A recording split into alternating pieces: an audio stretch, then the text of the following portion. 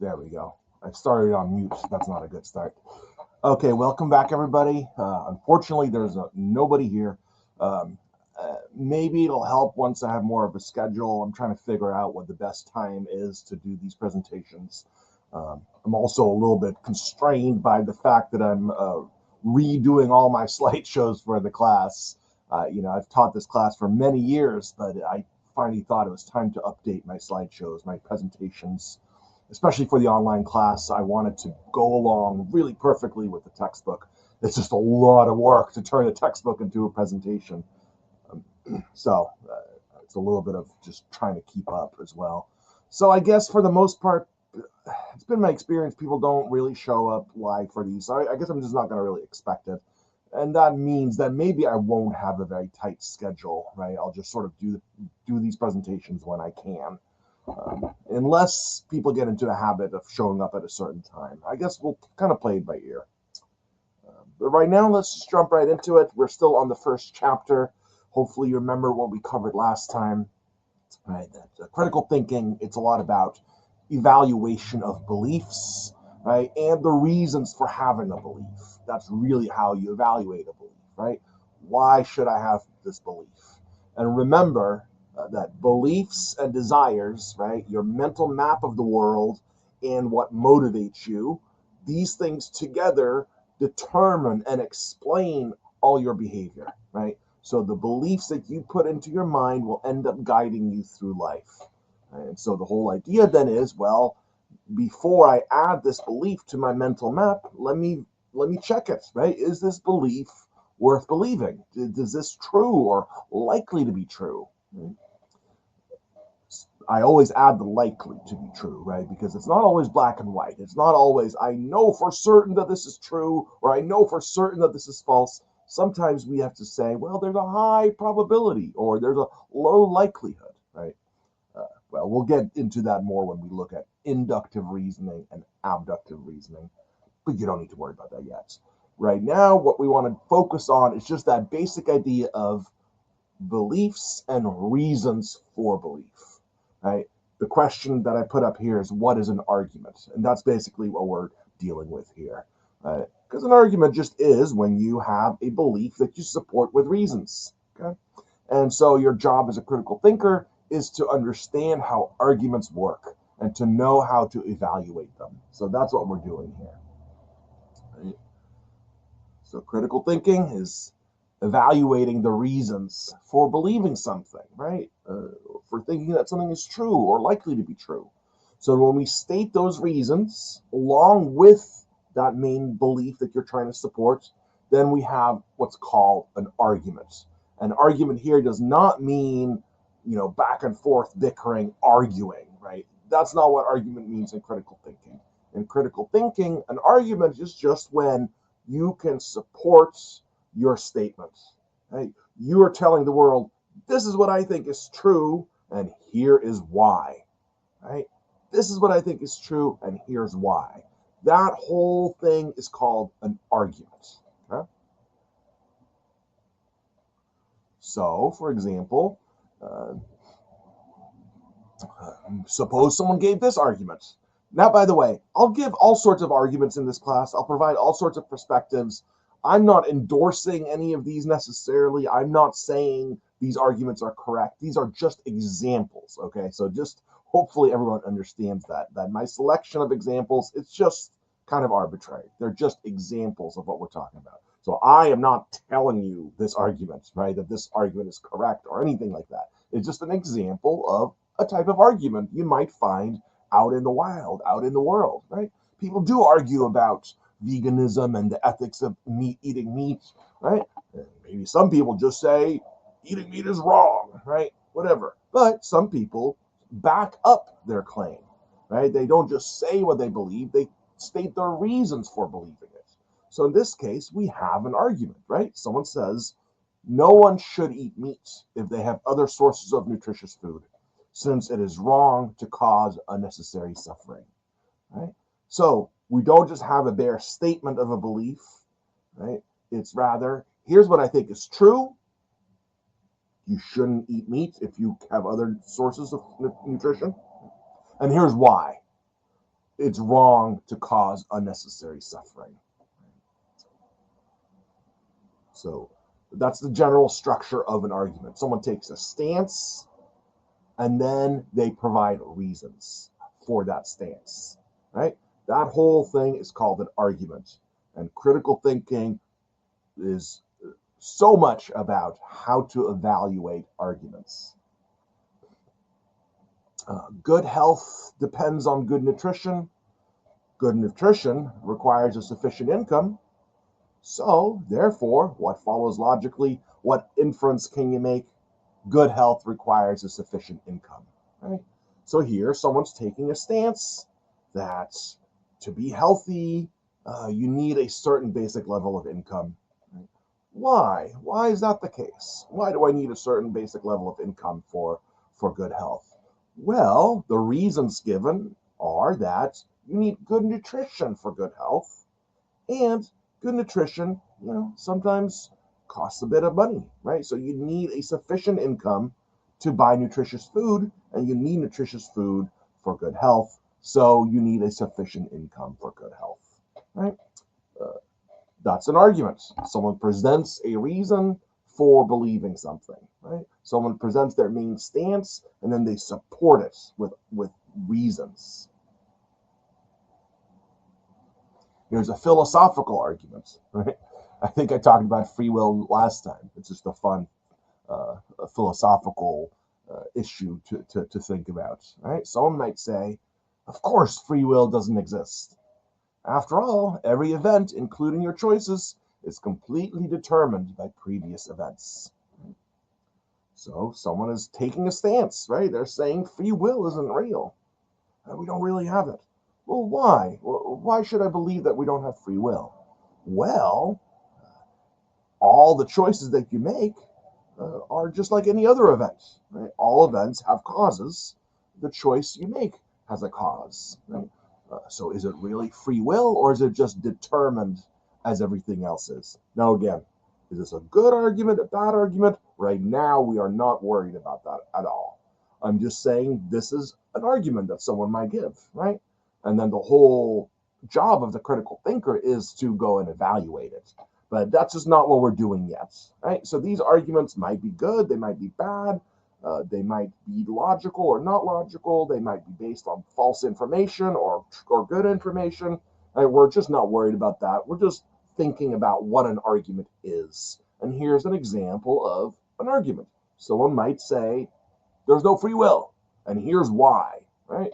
Every choice you make is determined. Okay.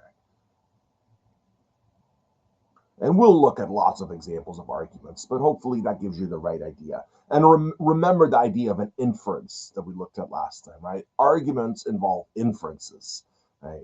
The reasons that you give for your stance, those are supposed to allow you to infer that stance, right? So you can see that very clearly with this last example, right? This one. If I just tell you good health, if I just tell you good health depends on good nutrition, and good nutrition requires a sufficient income, if I just gave you those two pieces of information, you would actually be able to infer that conclusion, right? The idea that good health requires a sufficient income, right? It's the magic of inference, where you take a statement or a couple of statements or multiple statements, and you deduce a further truth out of it, right? That's when you make an inference. So arguments always involve inferences. They always say, well, here, you agree with this basic information, right? Then you should conclude this thing that I'm trying to convince you of, my stance that I'm taking. So arguments involve inferences.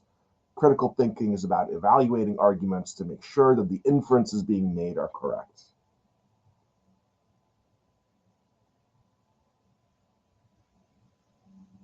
Right? That's why we need logic, because logic is, as I said, the science of inference. Right? Now, throughout the whole course, this is something that's going to apply anytime that you evaluate someone's argument or someone's stance, right? So in any issue at all in the world, whether it's a political issue or a truth or a question about religion or about ethics, uh, anytime someone takes a stance and provides reasons for it, you have to keep these two questions in mind, okay? Very, very important. The textbook doesn't spell it out like this, but I think this is helpful to think of it in this way. There's, first of all, the logic question. And the logic question is, does that belief or that statement that you're arguing for actually follow from the reasons that were provided, right? It's one thing to say, here's something's true and here's why it's true, but it actually has to follow logically, right? It actually has to be the case that if those premises are true, if the beginning information is true, then you can actually make this inference, right? So is the inference good or bad is what we're asking here, right? Does that belief actually follow from the reasons that you provided, right? So we might go back to this example. This is an argument, right? But you might question, you might say, well, is it really true that if all events are determined by previous events, does that mean that free will doesn't exist? The word free will doesn't tell you that it contradicts that, right? So you might question it. You might say, well, I don't really think it follows that we don't have free will simply from the fact that all events are determined, right? You might question the logic of it. You might question whether or not this is a good inference. So that's what we mean by the logic of it, right? The logic question. Does that conclusion really follow, right? And that's basically about the structure of the argument, right? What is the overall format of the argument? Its logical structure. Don't worry too much yet about what that means. I say that a lot, but I don't want people to get overwhelmed. So sometimes I like to flag. Here's something you really need to know now, and here's something that we're going to unpack more later on. Okay. So this idea of the form of the argument, we'll talk more about that later. But this is the main point is that if someone provides an argument and the inference is bad, right? If it doesn't actually follow from those reasons that were provided, then you should reject the argument, right? That means that argument is no good. And that's what you're trying to determine, right? Is this argument good or not, right? And so an argument can go wrong and right in two ways. One of them is this logic question, and that's independent from are the premises actually true? All you're asking with the logic question is, let's suppose the beginning information is correct. Does the conclusion follow? Right? Does it mean that the conclusion has to be true or is likely to be true, right? If those reasons are assumed to be correct. You don't have to know if the reasons are correct or not, right? You can just evaluate whether or not it follows logically. We'll give you more examples to explain that further.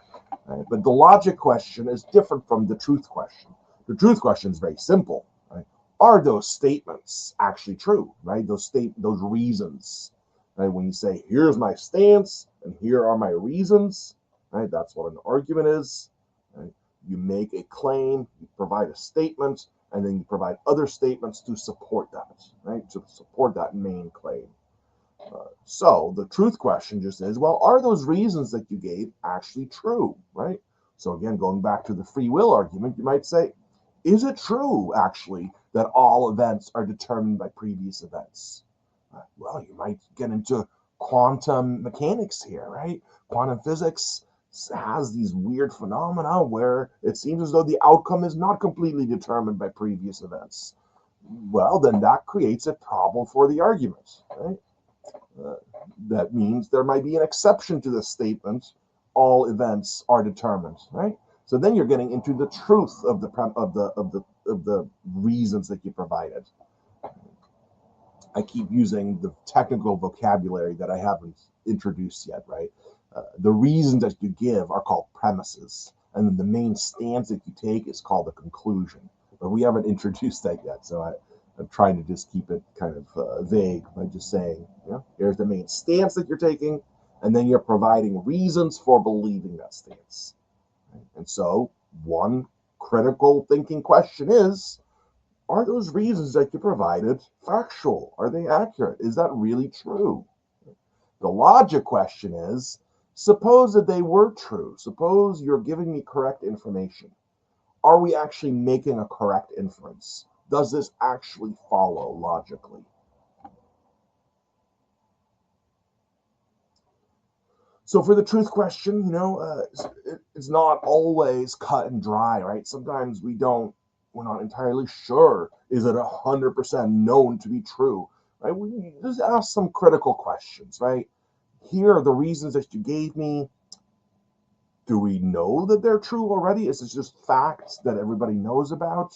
Right? Is this based on knowledge of history or science, or what is this? What is this claim that you're making? What is this evidence that you're providing? Right? Do we know this to be true? Do we know that it's false? Right? Then you can just straight away reject the arguments. Right? If someone's providing you reasons that are not themselves factual, then you can dismiss the whole argument. Right? Uh, and if you don't know, you could at least ask, like, well, are they likely to be true? Right? Are those reasons that you provided, do they sound plausible at least? Right? So, it falls on a spectrum what kind of reaction you have to the reasons, right? Sometimes we can't completely figure out, is it definitely absolutely 100% true? Sometimes we have to make do with slightly softer judgments, like, uh, well, this sounds plausible, but it's not supported by known facts about history or science or whatever, right? Or you might say, I don't know if this is true, but it sounds very plausible and very likely, right? So you judge the strength of the argument according to how well you can accept those premises, how well you can accept those reasons that are being given. Yeah. If you want just the black and white version, it is just, are these premises true, right? That's really what we're interested in. But sometimes we can't completely figure out, right, 100% if it's true or not. Then maybe we can say they're likely, they're plausible, they're unlikely, right? Or maybe they are just known to be false. And so that's about the content of the argument, right? What's called its truth value, or the truth value of the reasons that you provided. Right? So it's again an argument. You take a stance, right? You say something is true, and then you provide reasons for believing it, so that you can infer the stance. Right? So the truth question is: are those reasons actually true? Right? And so it asks about the content of the statements themselves. Are they true? Are they false? Right? The logic question has to do with the structure of the argument. Logically, does the conclusion follow from the beginning information, from those reasons? Right? Does it follow? So maybe I should have had an example on the board here, but I could just come up with a random example with a false premise. I think I did this last time.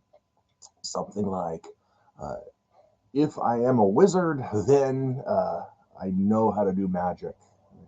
I am a wizard, therefore I know how to do magic. It's a correct inference, right? The logic question gets a positive answer here.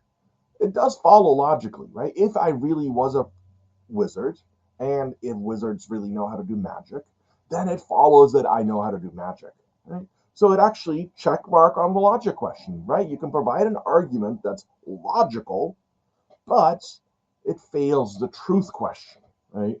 Unfortunately, I am not a wizard, right? I don't know magic, right? So even though it follows logically, right, the argument fails because one of the reasons that I gave is false, right? My stance was, I know magic, right? My reasons for that are, wizards know magic, and I am a wizard. Well, my conclusion logically follows. The structure of the argument is right, right? If those two premises were to be true, if those reasons that I gave were to be true, then that stance would follow logically. It would be a correct inference. But it fails the truth question, right? Because I am not a wizard. One of the reasons I gave you is false. Now, by the way, for some people, you're going to think I'm taking too long to explain simple things, but it's really crucial to get all these simple things right from the beginning, because we're going to go and go and go, and then suddenly we're going to be doing logic. And so it's very helpful to really have very, very clear thinking about this. So I'd rather over enunciate a point than not give it enough time, right, to really sink in. So I'll often repeat myself, but that's the way we learn. And so if an argument fails in either of these ways, then you can reject that argument, right? So this is going to be, both of these questions are going to be pertinent always as a critical thinker, because as a critical thinker, you're primarily evaluating reasons for belief, right? That's really what you're doing. You want to add beliefs that are true or likely to be true to your mind, right? And you want to reject ones that are false or likely to be false. How do we do that? We look for reasons for belief or disbelief, right? And then we have to ask these two questions. Are the beliefs actually true? And do the beliefs actually support the main stance, right? Do they actually support that belief that you're investigating?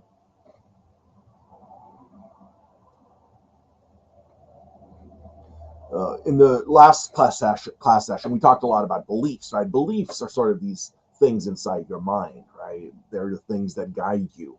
When we're thinking about arguments, we turn those beliefs into statements, right? So that way we can evaluate them, especially the logic part of it. We verbalize the belief, right? Inside your mind, what is the structure of a belief? It's very difficult to ask a psychologist about that. But you can kind of picture it in this way, right? That's, we take a belief in your mind and we put it into a sentence format, right? And then that's called a statement. Other words that philosophers use are things like claim or proposition, right? So when you provide an argument, you make a main claim, and then you support that claim with a bunch of other statements or claims. Unfortunately, this does look like AI, and it is. I don't like it. The AI these days, it has a look to it, I just wanted a quick thing, so I resorted to AI. I'm very sorry, but maybe I could have gotten away with it without saying anything. But sometimes the visual just helps, right? The little thought bubble, that's the belief inside the person's head, right? The belief being the flower is red, right? So the thought bubble represents that belief. This person sees the red flower, forms the belief internally, psychologically, the flower is red, right? And then we turn it into a statement, right? Written out in sentence form. Okay? And notice that both beliefs and statements can represent reality accurately or not accurately, right? So if the flower had been blue instead, then the belief would have been false, and the claim, the proposition, the statement would have been false. Right? So both beliefs and statements have truth values. They can be true or false. Right?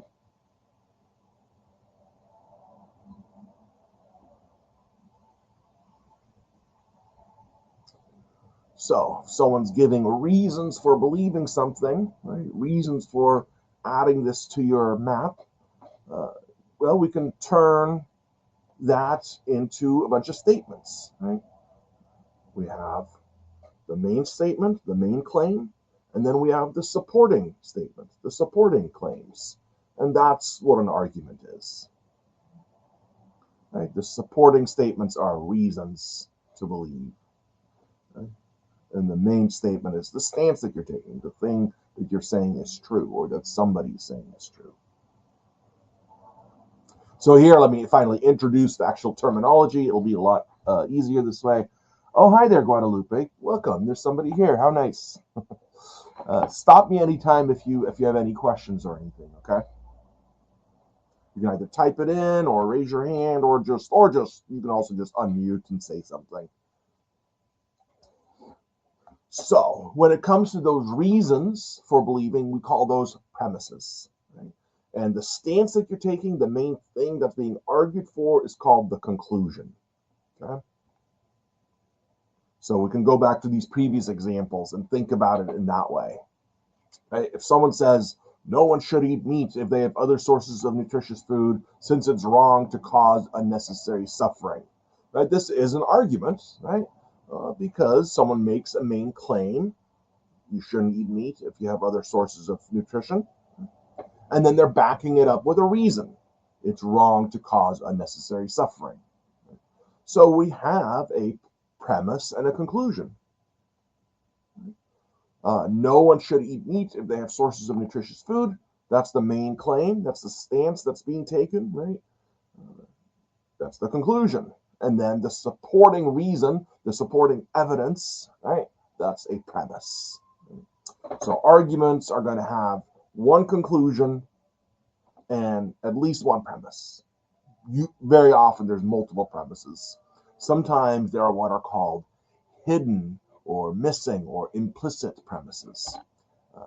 That people, when they present arguments, don't necessarily always give you all the relevant information. It's just how we communicate. We leave a lot unspoken. Like there's a lot of reading between the lines when human beings communicate. So in this example, even there's a missing premise, right? There's not quite enough information to go from it's wrong to cause unnecessary suffering to no one should eat meat if they have other sources of nutritious food. There's a little bit of information missing there, right? So we probably need to add another premise to it to really make it into a coherent argument. But as it is, we do have a main stance being taken and a reason being given to believe that statement, right? So we have a premise and a conclusion. So get this in your mind, right? Any argument has one conclusion and one conclusion only. You should always figure out, right, what is this issue about, right? So if you're wondering, if you're in a debate with somebody, you should be really, really clear about what the main stance is that you're arguing, right? What is the conclusion that somebody's arguing for that maybe you are arguing against, right? You have to be able to articulate that specific conclusion. And there could only be one in any particular context. Any particular argument, there's going to be one conclusion, one main stance that's being taken, and then there can be one or many, many different premises. And the premise is just another way of talking about reasons for believing or evidence. Same thing here, right? Good health depends on good nutrition. Good nutrition requires a sufficient income. You can draw a logical inference there quite easily, right? This argument is a little bit better than the other one because here we have two clear premises that together just almost make you make the inference, right? If you just saw those two premises by themselves, good health depends on good nutrition requires a sufficient income, you could all by yourself come to the conclusion, right? That therefore what follows is good health requires a sufficient income, right? So this is a beautiful argument here in terms of the logic question, right? Because logically, the conclusion follows. If those premises are true, that conclusion must be true as well. Right? So we have two premises here and one main conclusion, right? Good health requires a sufficient income. Why should I believe that? Well, because good health depends on good nutrition. Don't you agree, right? The truth question. And good nutrition requires a sufficient income, right? Don't you agree? Truth question. Right? Well, then it follows logically, logic question, right, that good health requires a sufficient income. Or we can use the free will example, right? The main conclusion here is something like free will doesn't exist, free will isn't real. Right? And the premise provided is every event, including your choices, is completely determined by previous events. Right? This is another argument where I try to give you somewhat realistic sounding arguments, right? Something you might find out in the wild, as it were. But it's another example of there's probably a missing premise, right? There should be something like, if all events, including your choices, are determined by previous events, then you don't have free will, right? And it's true that every event, including your choices, is completely determined by previous events. Therefore, it would follow logically free will doesn't exist. Right? But of course, you'd still have to have the truth question, right? are those beginning premises actually true? Okay. So here again, we have a main claim being made, and then evidence is presented in favor of that claim. Reasons are provided, right? We call that evidence, those reasons, premises. Premises support the conclusion. Premises try to show that the conclusion is true, or at least very likely to be true.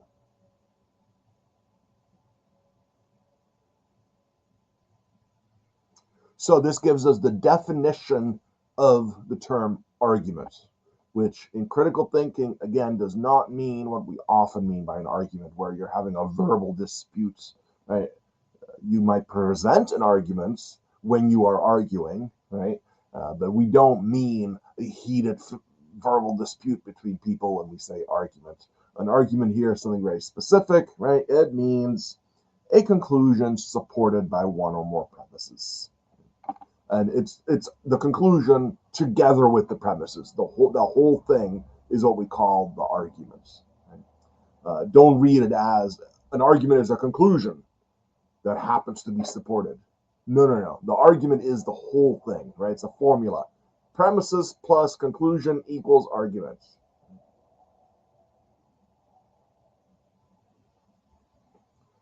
So the conclusion is a statement of the main belief being evaluated, the stance that someone's taking, right? The main claim. And the premises are statements of the reason or the reasons or the evidence, right, for thinking that that belief is true or likely to be true. I always have to add. We're going to see later on, right, different types of reasoning, right? There's deductive reasoning, inductive reasoning, and abductive reasoning. And we'll learn a little bit about all of those. But in deductive reasoning, where we really learn about logic, the way that we traditionally think of logic, in deductive reasoning, the conclusion follows logically, where if the premises are true, the conclusion has to be true. It must logically be the case. That's in deductive reasoning. In inductive and abductive reasoning, we have premises that show that the conclusion is likely to be true, or more likely to be true than some other claim. Right? So there we are dealing with degrees of likelihood. We're dealing with probabilities. So in inductive reasoning, if you have a good argument, then the premises show that the conclusion must be true. In inductive and abductive reasoning, when it's a good argument, the premises will show that the conclusion is the most likely thing to be true, that it's more probable than some other claim. You don't have to know the difference yet between deductive and inductive and abductive. We'll get to that. We don't need to know that yet.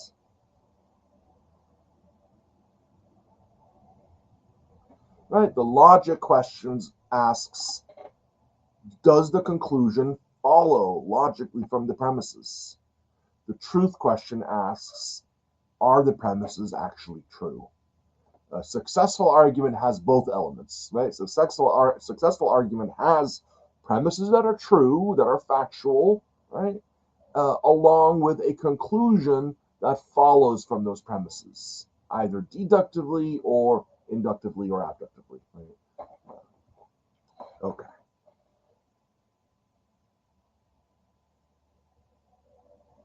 So here's an exercise that you all should do and turn in. I don't think I created it yet. I'll do that right after the class. I'll create a little slot for it. I am recording, right? Yes, I am. Good. Okay. So just go through each of these and do what we just did, right? Identify which one is the conclusion and what is the premise or the premises, right? So I can just, I can do number one with you here, right? Because banning assault rifles violates a constitutional right, the U.S. government should not ban assault rifles. Okay, so that last part, that's the stance, right? That's the claim being made. Someone's trying to convince you the U.S. government should not ban assault rifles. Then they provide a supporting reason. Why shouldn't the U.S. government ban assault rifles, right? Well, because banning assault rifles violates a constitutional right. Right? So that's the supporting reason, right? That's the evidence for the stance. So the U.S. government should not ban assault rifles is the conclusion, the main thing being argued for. And banning assault rifles violates a constitutional right. That's the premise. That's the premise that supports the conclusion, right? So do the same thing for all the other ones. But let us move on. More about arguments. By the way, I think today will probably be a lot shorter than last time. And I should still, yeah, I was hoping to go through both of the chapters in the first week. I just don't know if we can. There's so much. So back to the definition of argument. Hopefully you know this by now, right? If you're watching this, let me give you a second to think about it. Do you remember what the definition was? We just looked at it. Well, I'll tell you again. An argument in critical thinking is a conclusion supported by one or more premises, right? The formula is premise plus conclusion equals argument, right? So it's the whole structure, right? The main stance that you're taking along with the reasons for the stance. That whole thing is called an argument. And in critical thinking, what we're mostly doing most of the time is evaluating arguments. Right? And just another point of review, right? When you do that, you're always asking these two basic questions. Are the premises actually true? And do the premises actually provide support for the conclusion? Do the premises show that the conclusion must be true or is most likely to be true? That's the truth question and the logic question. Okay, a couple of clarifications before we move on. Oh, why does it say definitions? That is a typo. That should say explanations. That is, I do not know why I did that. Let me see. Did I continue the mistake later on? No, okay, I did it correctly over there. So right here where it says definitions, that is a wrong. That should say explanations. Yeah, this is what they call editorial fatigue. You know, spent hours and hours making these slideshows, and then you find a stupid mistake. Okay, so it's arguments versus explanations, which right below here, I do the correct thing. So hopefully this won't throw you off too much. And then statements versus other uses of language. So these are just a couple things to understand about arguments, just to clarify things a bit more. Right? So it's arguments versus explanations, not arguments versus definitions. So arguments try to give you reasons to believe that something is true, right? Or that a statement is true, that a belief is true. Right? Arguments try to convince you. They try to say, here's something that you should believe, and here are the reasons why. Here's the evidence, right? Here's my arguments to try to convince you or to try to show you that this is true rather than false. But explanations are different. They tell us how or why something is the way that it is, right? Where the way that it is not under discussion. We all agree that that's the way that it is. We just want to know how it's like that or why does that happen. So arguments have something to prove, right? They're trying to show you, hey, this thing is true. They're trying to convince you that this something is true by giving you reasons for believing it. But explanations, yeah, they just explain something that we already accept as true. So they're not trying to convince you, here's this thing that's true. They're just trying to explain how something works or why it exists or why it's there, right? So we could contrast two different examples here, right? If I say this, Jones murdered the victim. Right? That's a main claim that I'm making, right? That's a stance that I'm taking. It's my conclusion, to use that terminology, right? And then I give support for that conclusion. I give you reasons. I give you evidence. What is the evidence that Jones murdered the victim, right? I'm trying to convince you, hey, Jones is the one that murdered the victim. Why? Well, he had motive to do it. He doesn't have an alibi. He was seen at the scene of the crime, and his fingerprints were on the murder weapon. Another typo. Fingerprints. I'll go with that. It's close enough. So there it's clear that I'm, probably like a lawyer trying to convince a jury or something, right? That Jones is guilty. And then I give a list of evidence, right? So I've provided premises in support of a conclusion. That's an argument. But we could start exactly the same way, and even says because, right? This is different.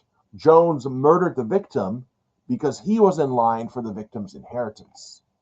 There, I'm not convincing you that Jones murdered the victim. I'm explaining why he did it, right? Well, because the victim had a bunch of money, right? And if the victim dies, then all that money goes to Jones. So Jones, that's why he murdered the person, right? We're explaining this fact, right? It assumes that we already know that Jones murdered the victim, right? We all agree on that. Why did he do it? Right? Well, he would stand to gain a bunch of money by doing it, right? It gets into his alibi, right? But that's different from the previous statement, right? The previous statement is not explaining why he murdered the victim. It's convincing you that he murdered the victim. Okay, so hopefully that's somewhat clear. It gets a little tricky because later on, when we look at abductive reasoning, this gets very tricky. Explanations actually turn into a kind of argument. But let's not worry about that yet. Right? Here, I think you can see the main difference, right? Jones murdered the victim. Here's how we know it, right? Here's proof. Here's evidence that he did it. Versus Jones murdered the victim. Why? Well, he would get the inheritance, right? That's an explanation rather than an argument.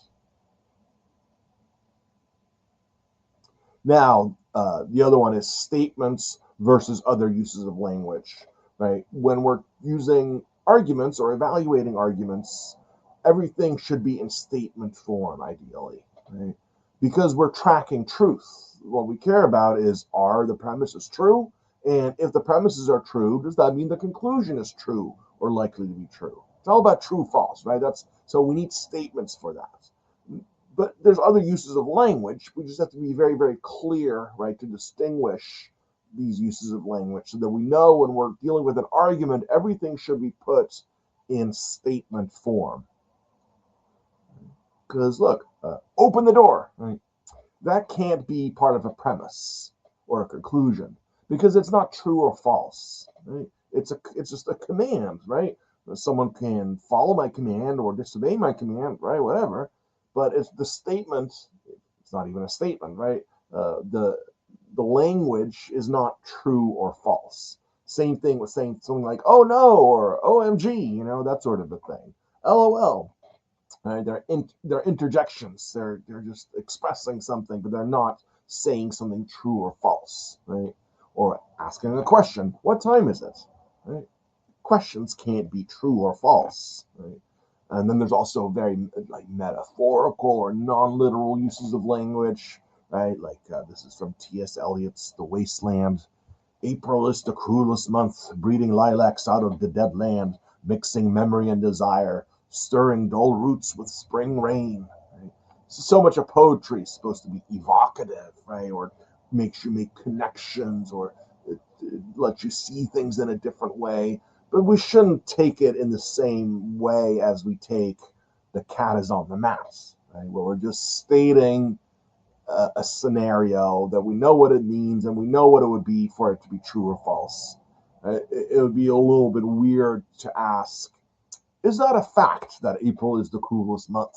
I feel like you'd be missing the point of the poetry, right? Now, of course, poetry can contain truth in some other way, right? But for arguments and critical thinking, we need to not use language in this playful way because we're trying to track something important. We're trying to track truth, right? So for an argument, all the statements need to be literal statements that could be true or false. Right? So not any of these other types of uses of language. Right? Arguments consist entirely of true or false statements. So true or false statements can support another statement that show that it's true.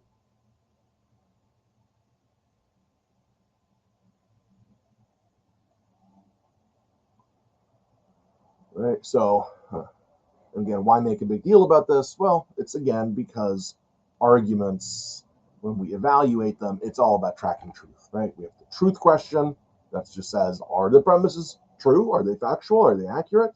And then the logic question, well, if the premises are true, does the conclusion logically follow, right? Can we make an inference from the premises to the conclusion?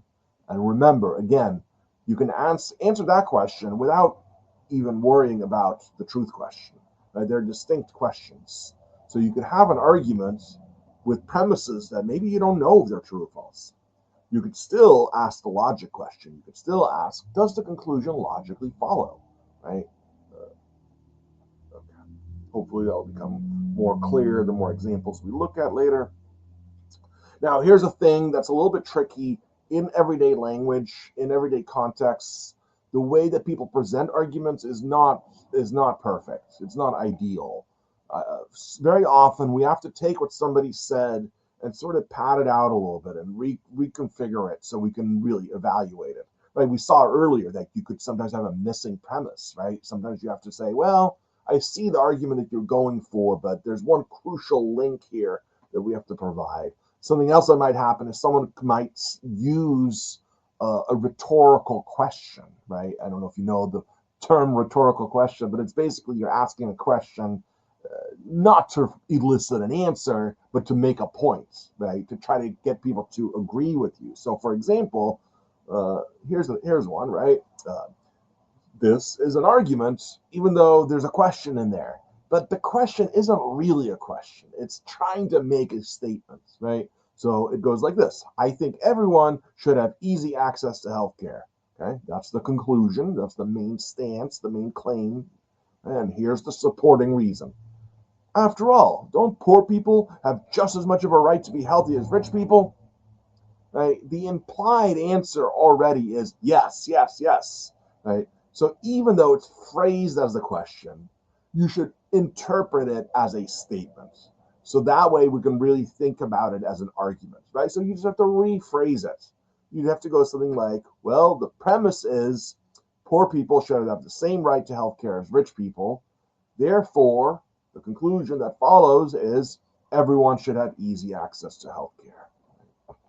Something like that, right? Maybe this isn't the best example. All I'm saying is sometimes people use rhetorical questions in an argument, but it's really in order to still make a claim. It's to say something that they think is true in support of the main conclusion.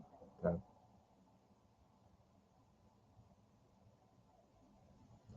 So I hope that that's not too confusing. That really arguments are a series of statements, right, where there's a conclusion supported by premises, and the conclusion and the premises are all either true or false. Sometimes when people present an argument, they can present a premise via a rhetorical question. Right? Okay. And when that happens, you just have to translate it back into a statement.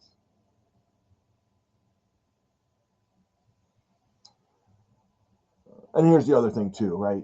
We kind of mentioned this earlier. Sometimes arguments don't state all the premises that are really necessary for the argument. Because again, it's just a feature of human communication. We don't always communicate everything. Sometimes things are left implicit, right? They're just implied. So, for example, no one should eat meat if they have other sources of nutritious food, since it is wrong to cause unnecessary suffering.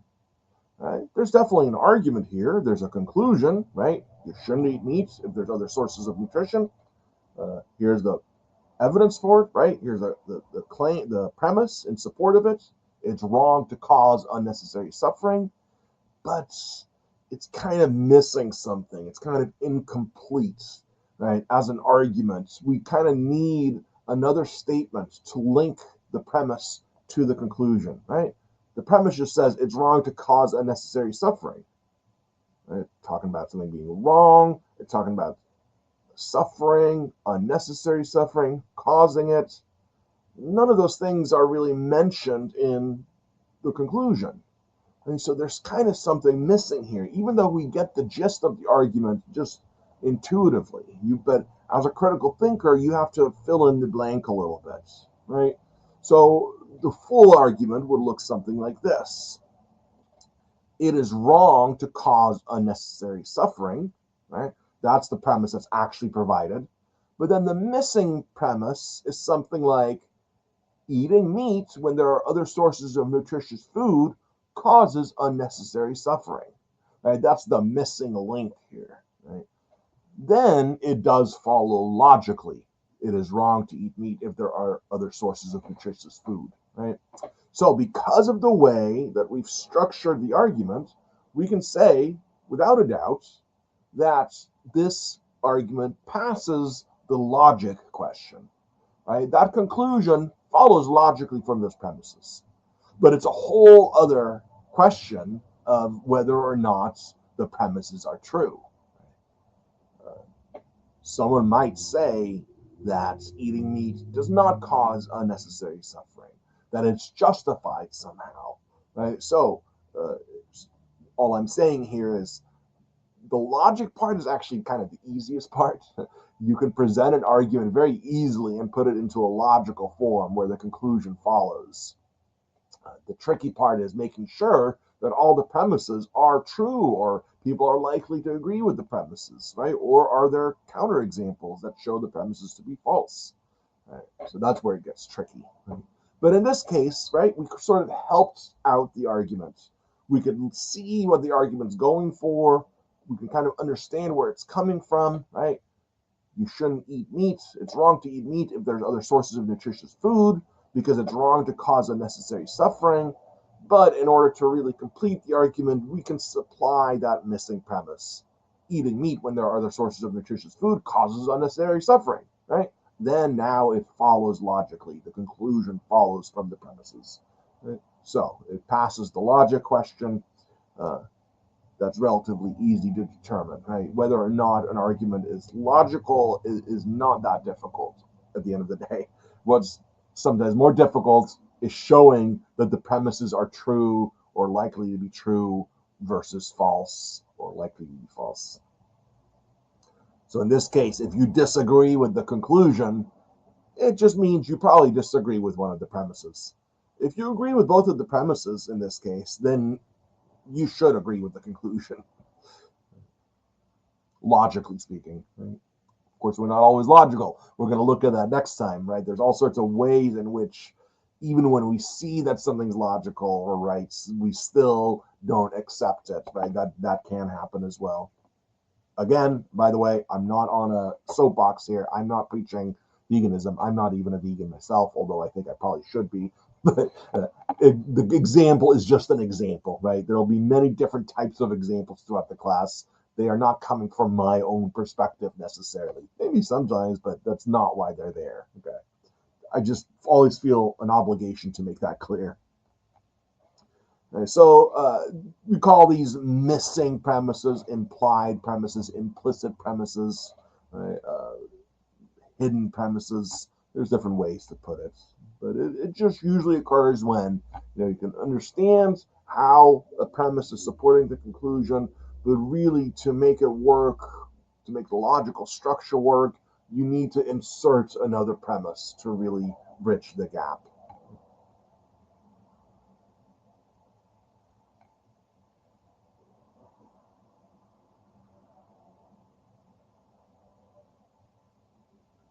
Getting close to being done here. One thing that helps as well,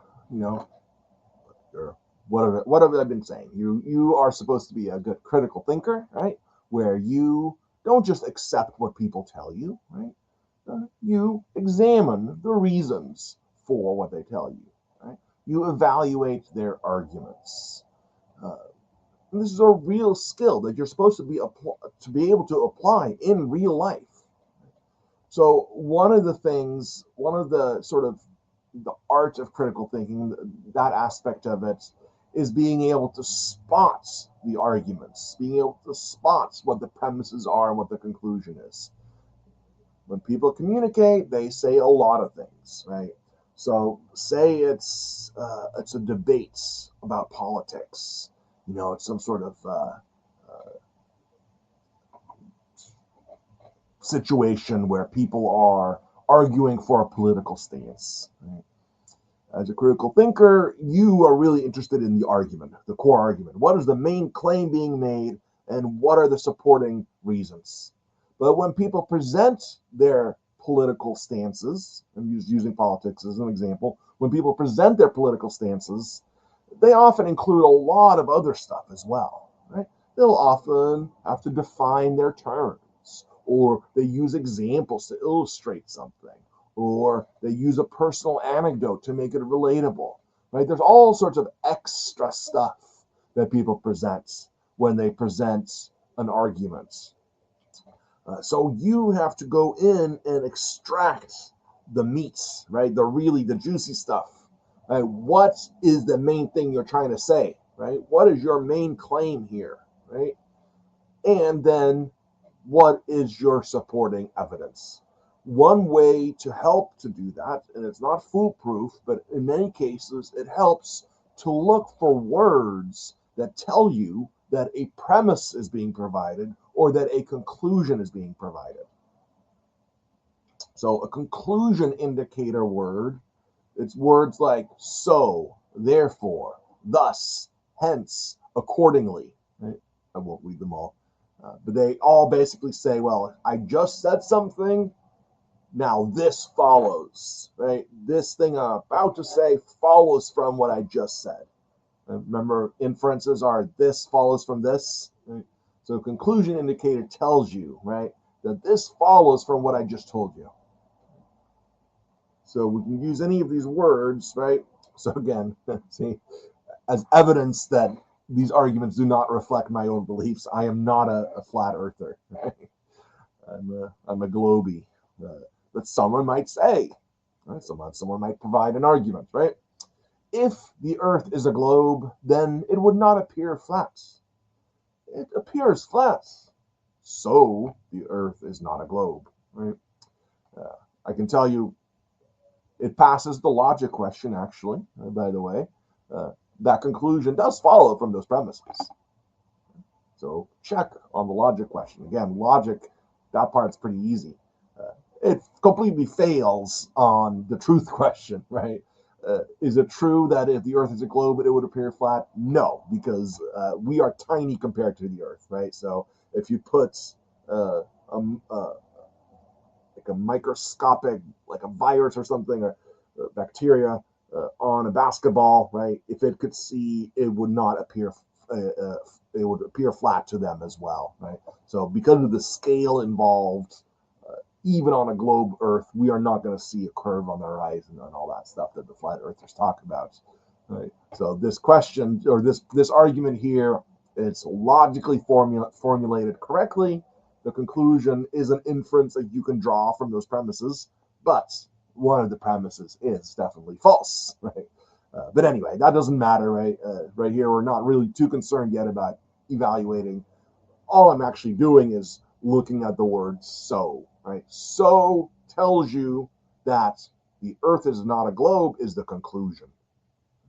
So if you're sifting through all the things that somebody said and you see that word so, that might be an indicator. It isn't always. You have to really look at the whole thing, but very often that's an indicator that a conclusion is about to be given. And that's why it's interchangeable, right? You could use these other words instead. Therefore, the Earth is not a globe, right?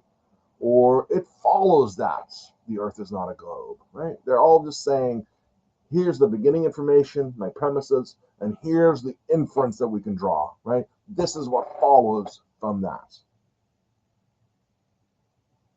We can infer that the Earth is not a globe, right? Okay, so these all function in the same way. They all tell us, hey, you're about to be given a conclusion to an argument. Okay? So this is just tips for out in the wild, right? When you are walking around the world, looking at different beliefs, looking at different reasons, looking at arguments, that you're able to focus in on the essential elements, which is the main conclusion, right? The main stance that's being taken, and then just the evidence or the premises that directly support that stance. It helps to look for these indicator words. You can also look for premise indicators. There's not quite as many, but words like because or for or since, is entailed by, follows from. Those tell us that we're about to be given premises. And by the way, in the wild, sometimes people will present their conclusion first and then give premises. Sometimes people will give premises first and then the conclusion.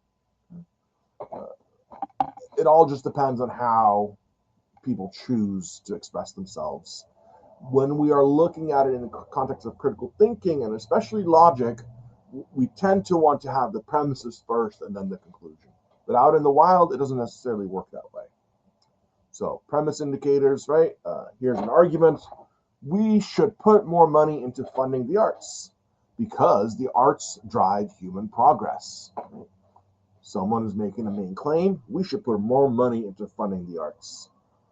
And then the word because tells us that we're about to be given a premise to support that statement. So this lets us know the arts drive human progress is the premise. And the inference that we make, the conclusion that we draw is we should therefore put more money into funding the arts. You can use other words, right? We should put more money into funding the arts since the arts drive human progress. It has the same function, right? It indicates that you're going to be given a premise. The idea that we should, more editing, the idea that we should put more money into funding the arts follows from the fact that the arts drive human progress. Oh, by the way, I will put up this whole slideshow on Canvas because I'm done with it now. I just need to go through and fix a couple of mistakes that I just saw. That's like the third one now, I think. So it'll be fixed after that. So far, there hasn't been anything too crazy, hopefully. That's too confusing. But like I said, editorial fatigue. Okay. Almost at the end here. Just reviewing the notion of an argument, right?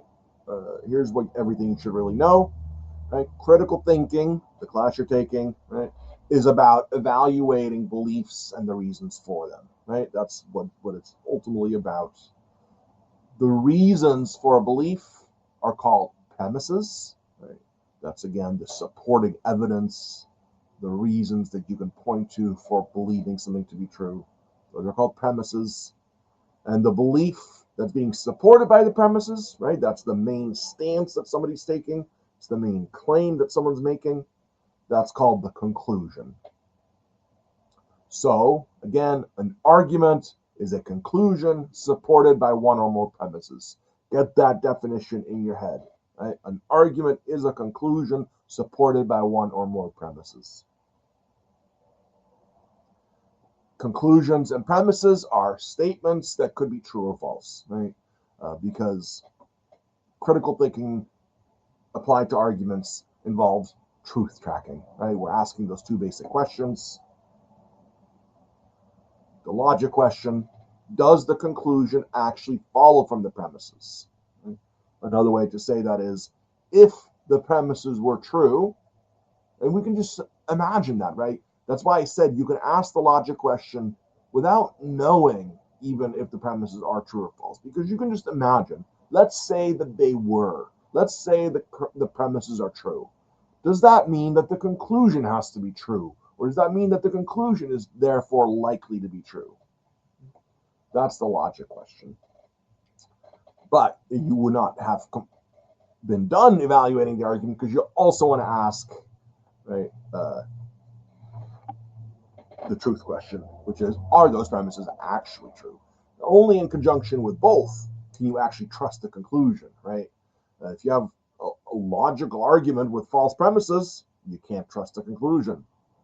If you have an argument with true premises, but the inference is bad, you also can't trust the conclusion. So an argument has to pass both of these tests, right? The logic question and the truth question.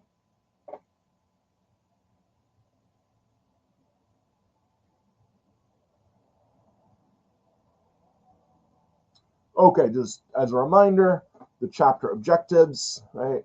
Understand the definition of critical thinking and the concepts systematic evaluation, formulation, and rational standards. If you go up a little bit further to just before what I started today, then there is a page where I tell you exactly what these definitions are, okay? And here, this is not so much about definitions, but just the relationship between these things, right? Critical thinking, how does it relate to logic? Well, logic has to do with inferences, right? Whether an inference is good or bad. And that's what critical thinking is very much concerned with, is the inference being made correct, right? That's where we apply logic.